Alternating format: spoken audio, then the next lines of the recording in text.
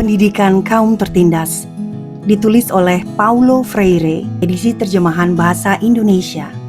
Diterbitkan oleh Narasi, cetakan ke-10 September 2025. Pendidikan Kaum Tertindas, pandangan akan manusia baru bersifat individualistik. Karena identifikasi dengan kaum penindas, mereka tidak sadar kalau mereka sendiri masuk ke dalam kelas yang tertindas. Keinginan untuk reformasi agraria tidak didasari pada keinginan untuk bebas, namun didasari pada keinginan untuk menguasai lahan dan menjadi pemilik lahan, atau lebih tepatnya, menjadi majikan bagi pekerja yang lain. Ini catatan saya karena buku ini ditulis pada tahun 1972 di Brasil.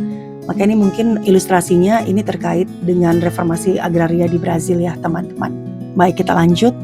Saat naik pangkat sebagai mandor, hanya sedikit dari petani yang tidak menjadi sewenang-wenang karena konteks penindasan yang dirasakan tidak berubah. Pada contoh ini, si mandor akan berlaku lebih kasar, sama seperti mandornya dulu untuk memastikan pekerjaannya lancar. Contoh itu memperkuat pernyataan sebelumnya bahwa saat masa awal perjuangan, kaum tertindas melihat penindas sebagai sebuah kejantanan. Bahkan, revolusi yang mengubah situasi penindasan dengan cara membangkitkan proses pembebasan harus menghadapi fenomena ini. Banyak kaum tertindas yang ikut secara langsung atau tidak langsung menjadikan revolusi menjadi perjuangan pribadi mereka sendiri karena dikondisikan oleh mitos-mitos terdahulu mereka. Bayangan kaum yang menindas mereka terdahulu masih melekat. Rasa takut untuk bebas yang ada pada kaum tertindas, rasa takut yang membuat mereka ingin menjadi penindas maupun yang mengikat mereka untuk tetap tertindas, harus dipelajari kembali. Saya akan bacakan catatan kaki ketiga dulu. Ketakutan akan kebebasan ini juga ditemukan di dalam kaum penindas, meski ada dalam bentuk yang berbeda. Kaum tertindas takut merangkul kebebasan. Kaum penindas takut untuk kehilangan kebebasan untuk menindas. Salah satu elemen dasar dari hubungan antar penindas dan yang menindas adalah pengaturan. Setiap pengaturan merupakan pemaksaan pilihan individu ke individu yang lain, mengubah kesadaran individu, menyesuaikan kesadaran yang memberikan pola. Oleh karena itu, perilaku dan kaum tertindas adalah perilaku yang sudah teratur, mengikuti apa yang sudah digariskan oleh kaum penindas.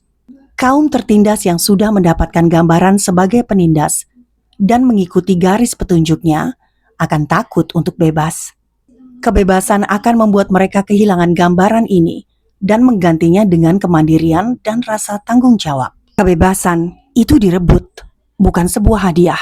Kebebasan harus selalu dikejar. Kebebasan bukanlah suatu hal yang terletak di luar manusia. Kebebasan juga bukan mitos. Kebebasan adalah hal yang sangat diperlukan untuk mencapai hidup manusia yang utuh. Untuk mengatasi situasi penindasan, orang harus terlebih dahulu mengetahui secara kritis penyebabnya, sehingga mereka dapat menciptakan sebuah situasi yang baru, situasi yang bisa membuat manusia menjadi seutuhnya. Perjuangan untuk menjadi manusia yang utuh telah dimulai dari perjuangan untuk mengubah situasi dari manusia tersebut. Meski situasi penindasan itu bersifat dehumanisasi, hal yang memengaruhi mereka, baik penindas maupun mereka yang tertindas, maka kaum yang tertindaslah yang harus berjuang untuk menjadi manusia yang utuh. Sedangkan kaum yang menindas juga terkena dehumanisasi karena mereka melakukan dehumanisasi ke manusia lain. Oleh karena itu, kaum penindas tidak bisa memimpin perjuangan ini. Meskipun begitu, kaum tertindas yang sudah beradaptasi ke dalam struktur penindasan yang membuat mereka tenggelam dan patuh akan hal tersebut, akan mendapat rintangan di saat mereka tidak mampu menerima risiko dalam perjuangannya. Lebih dari itu, perjuangan mereka untuk meraih kebebasan tidak hanya mengancam kaum yang menindas, namun juga mengancam teman senasib yang takut akan penindasan yang lebih besar. Saat mereka mencari di dalam diri mereka rasa rindu untuk bebas, Rasa tersebut akan menjadi kenyataan jika rekan senasib mereka merasakan rindu yang sama saat mereka dikuasai oleh ketakutan akan kebebasan. Mereka akan menolak untuk mengutarakannya kepada yang lain, atau menolak mendengarkan pernyataan hal itu dari orang lain, atau bahkan permintaan yang berasal dari kesadaran mereka sendiri. Kaum tertindas mengidap dua pilihan yang ada di dalam diri mereka. Mereka merasa bahwa tanpa kebebasan, mereka tidak akan ada secara nyata. Namun, meski mereka ingin menjadi ada, mereka takut akan hal itu. Mereka pada waktu yang sama ingin menjadi diri mereka sendiri dan menjadi penindas dengan kesadaran yang telah mereka hayati. Konflik muncul pada pilihan antara menjadi diri sendiri secara sepenuhnya atau terbagi antara menolak penindas di dalam diri atau tidak menolaknya, antara solidaritas manusia atau terasing, antara mengikuti pengaturan atau memiliki pilihan, antara menjadi penonton atau menjadi pelaku, antara melakukan aksi atau memiliki ilusi untuk beraksi melalui aksi yang dilakukan penindas, antara bicara atau diam saja, terkebiri dalam kekuatan mereka untuk mencipta dan mengulang ciptaan, dalam kekuatan mereka untuk mengubah dunia. Ini adalah dilema tragis dari kaum tertindas di mana pendidikan mereka harus dipertimbangkan. Buku ini akan menghadirkan beberapa aspek dari apa yang penulis katakan sebagai pendidikan kaum tertindas. Sebuah pendidikan yang harus diciptakan bersama, bukan untuk kaum tertindas. Apakah individu atau kelompok orang, dalam perjuangan yang terus-menerus harus dilakukan untuk mendapatkan kembali kemanusiaan mereka. Pendidikan ini membuat penindasan dan penyebabnya menjadi objek refleksi kaum yang ditindas, dan dari refleksi tersebut akan muncul keterlibatan mereka dalam melakukan perjuangan untuk kebebasan mereka. Dan dari perjuangan tersebut, pendidikan ini akan dibuat dan diperbaiki.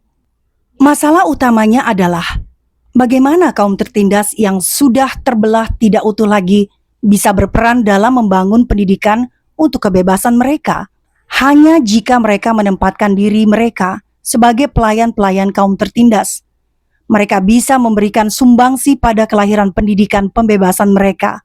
Sepanjang mereka hidup mendua, menjadi yang artinya menyerupai, dan menyerupai yang berarti menyerupai kaum penindas, sumbangsi kepada pendidikan ini akan menjadi tidak mungkin. Pendidikan kaum tertindas adalah sebuah alat agar mereka mampu memahami secara kritis bahwa baik diri mereka sendiri sebagai kaum tertindas maupun kaum penindasnya adalah perwujudan dari dehumanisasi itu. Kebebasan adalah sebuah persalinan yang menyakitkan. Manusia yang lahir adalah manusia baru yang mampu terus hidup jika pembedaan siapa yang tertindas dan siapa yang menindas bisa dihentikan oleh proses humanisasi manusia seluruhnya. Atau dengan kata lain, solusi dari pembedaan ini bisa dicapai melalui rasa sakit persalinan yang melahirkan manusia baru yang tidak lagi menindas dan tidak juga tertindas. Namun, manusia yang berada dalam proses menggapai kebebasan.